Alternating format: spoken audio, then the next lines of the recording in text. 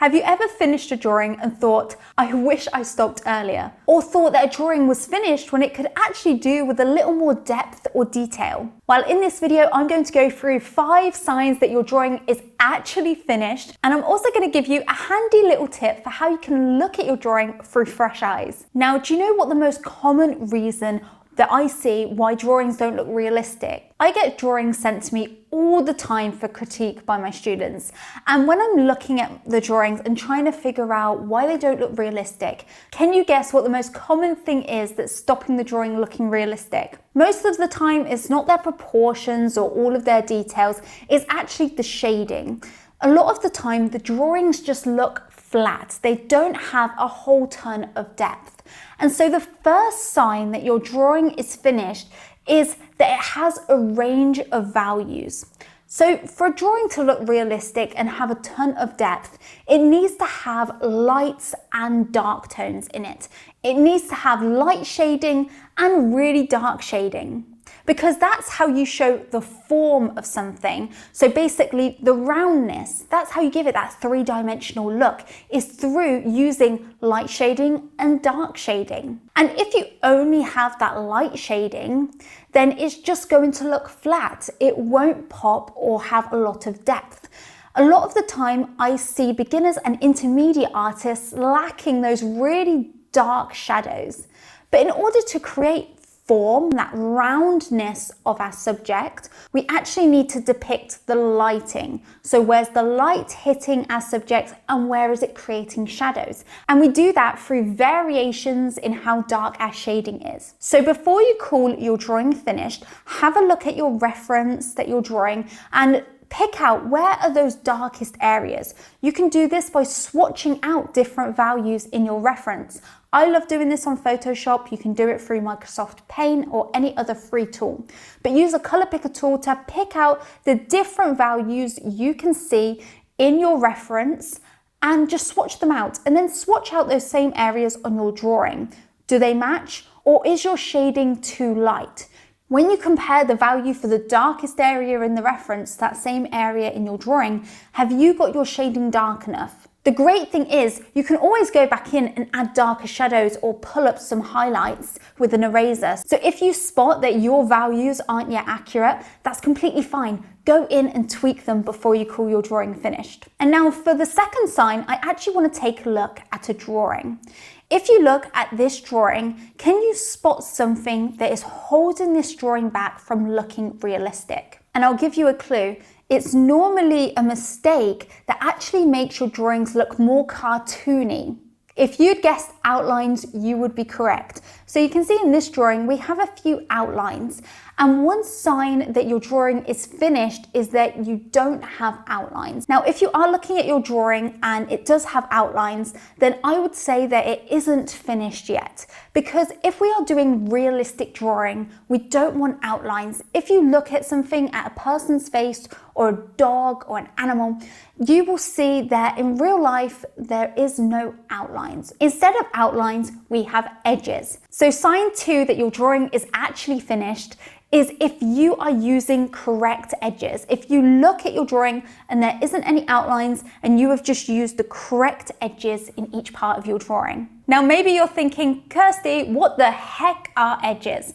Then I recommend checking out my free realistic drawing mini class, where I basically go through these key fundamentals of realistic drawing. Things like value, form, edges, simulated texture, all these things that are key to making your drawings look more realistic. Because the thing is, we can get really frustrated when drawing because we don't know what to work on. Maybe you're sinking hours into your drawings and then you're just disappointed with how they look. You know something's off, but you're not quite sure what to do to fix it or what you should be working on or practicing to actually improve your skills. Well, this mini class is going to actually give you that plan. It's going to actually give you some skills to focus on. And what's great about the free mini class is that it comes with a checklist that you can have by your side as you draw. And it's going to go through the things to check before you call a drawing finished. And it's 13 things to check for before you call a drawing finished. I'll leave a link to that at the top of the description. It will really help you when it comes to knowing when to call a drawing finished. Now let's move on to sign number 3. And this one is actually about your shading.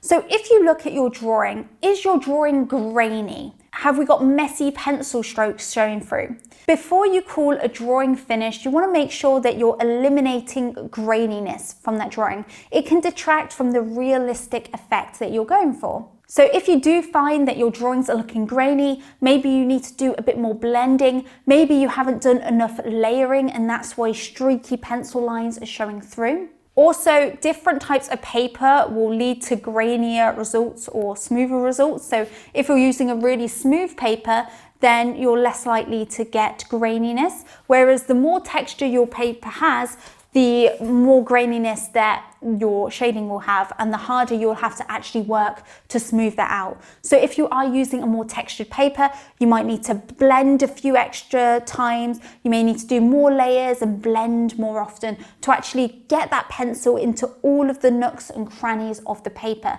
to get rid of that graininess. But yeah, if you're drawing something like hair, then graininess can really detract from that illusion of realistic hair texture because hair isn't grainy. And same with the skin. If you're drawing a young child's skin or a baby's skin, it's not grainy. So before you call a drawing finished, have you blended everything out? Have you done enough layering? It's looking nice and smooth. We can't see any graininess. Now let's move on to number 4. If you look at the textures in your drawing and they look like you'd be able to touch them and feel like how the textures are. So does the fur look furry? Does it look like you could stroke it? Does the hair look really soft? Does it look like you could feel that hair and it would have that texture? What about if you're drawing rocks? Does it have that bumpy look to it? Before you call a drawing done, do your textures look believable? Do they have that realistic looking texture? If not, then you might need to go and refine them a bit more, add a bit more detail, use some of your drawing tools, maybe erasers and more mark making with your pencils to actually create a bit more of that texture. A lot of the time with beginners drawings, I see that they sometimes lack texture, especially for things like the clothing or the hair. They often have a bit too much of that airbrush look to them, and every single part of the drawing has a very similar texture where everything just looks smooth.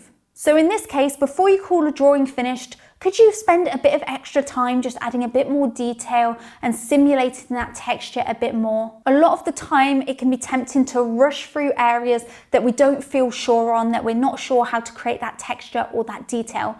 And if this is the case, if you are coming to part of your drawing where you're just like, well, I don't know how to do that texture. It's too tricky, it's too scary, and I don't know what to do, but I don't want to ruin my drawing. Then what I recommend is taking a scrap piece of paper and just try things. Experiment with different tools and techniques, different ways of trying to create that texture. And when you find something that works, something that does look realistic and you're happy with, then do that on your actual drawing. Don't just dive in with your tools and techniques and go into your drawing and just experiment. You want to actually experiment on some scrap paper first and then apply that to your drawing. Because a lot of the time when it comes to textures, I won't know how to approach a texture until I try things on scrap paper first and I experiment, and then I find something that works and then I apply it to my actual drawing. And so the 4th sign that your drawing is actually finished is if your textures look believable, if they have enough detail and they look like you could almost touch them and they would feel like the real texture.